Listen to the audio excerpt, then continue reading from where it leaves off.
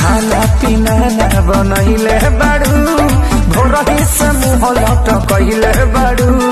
काहे बेचैनी में बाड़ू करे जा देखल न जाता तरफ तरफ दिहलो दरदिया सैया दोनों तरफ रगड़ी ले लेते बरा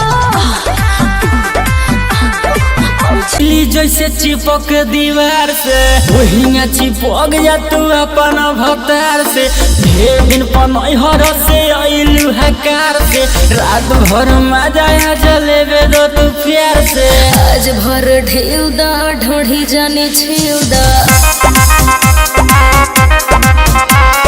थकल बा मिजाज जानी हो वाला फेउ दा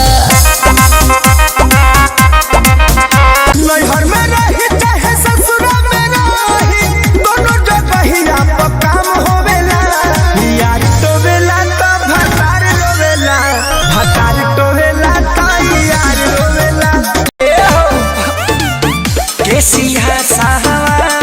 लेनी काचारा लगाइलेनी काचारा बोला के सैया चातारा सही गली में डाली